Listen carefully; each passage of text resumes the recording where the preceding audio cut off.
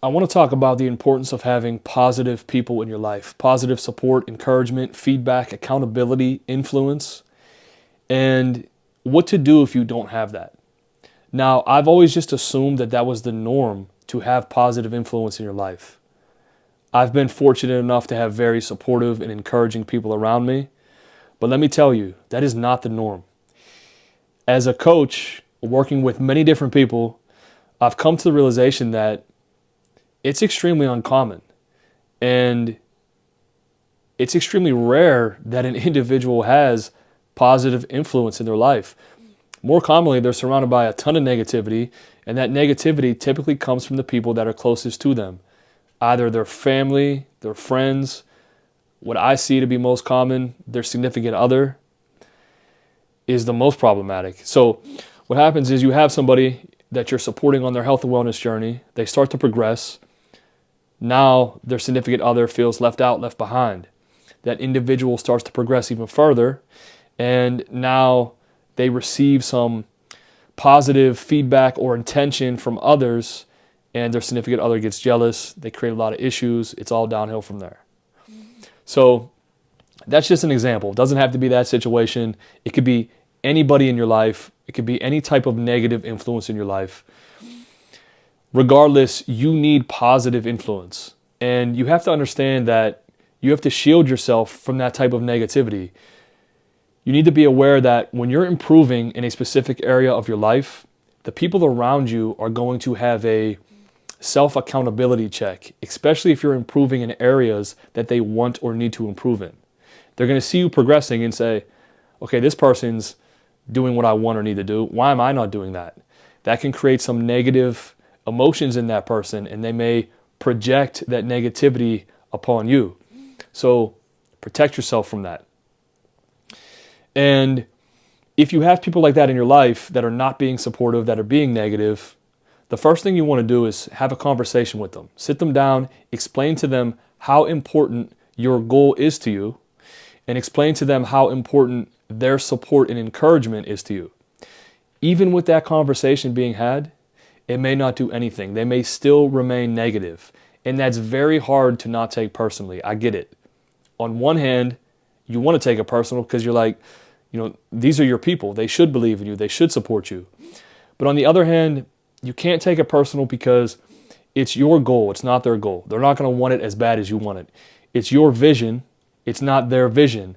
They're not going to see it as clearly as you see it. And they may also be going off of your past behaviors. You may say that you're going to do something and you don't do it. Their experience of you may be that you're not a very committed and dedicated person. So quite honestly, they just may not believe in you, and you have to earn that belief. Regardless of the scenario, you're still going to need positive influence, feedback, right? So if you cannot get it from the people around you, where do you get it from? And I recommend books. Now, I've read a lot of books. This book is by far my favorite. It's called The Motivation Manifesto.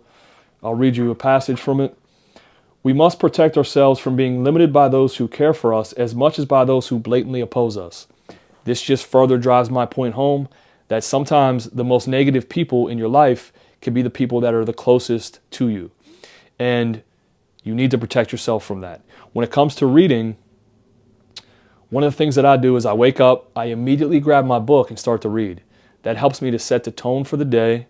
It helps me to kind of prime my mindset to be more positive and allows me to be more resistant to any negativity that may come my way as the day progresses. I'll read you another passage. But to those who we do not know and who do not know us, to those who want us to stay put in their bubble of belief about who we are and how far we can go in life, we must close our minds. I read extremely fast. I have to learn to start to slow down my reading, but we must not worry about what could go wrong, but rather wonder what magnificence could enter our lives when we are consistently expressing our genuine selves and pursuing our true passions. Let us obsess about freedom, not fear. With that passage, you want to think of it like this. You're about to make a move. You're about to embark on a journey, right? Start the pursuit of a goal. And that's going to, no matter what the goal is, it's going to cause you to step outside of yourself, step outside of your comfort zone. I have clients who have had addiction issues, typically alcohol, and that's going to cause a big change in that person, right? They're going to need to change. You can equate this to a leap of faith, metaphorically speaking. So you're about to take a leap of faith, and let me paint this picture for you, this analogy. You're up on a cliff, you're about to jump off the cliff, and the jump is the move. That's the leap of faith. You're surrounded by all the people that are currently in your life right now. You're going to have these positive people that are your supporters. They're going to be cheering you on. Then you're going to have these negative people. They're going to be coming at you with these negative ideas, thoughts, opinions. You cannot receive that negative feedback.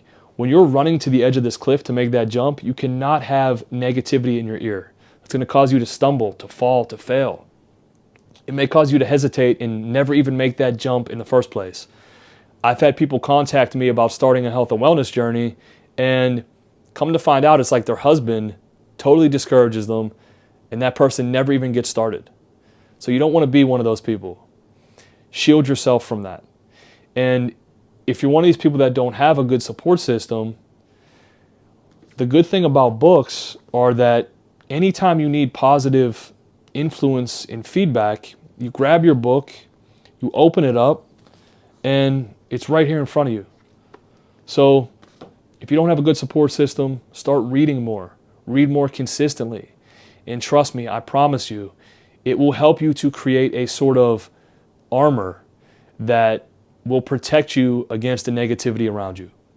Give that a shot and keep moving towards your goals.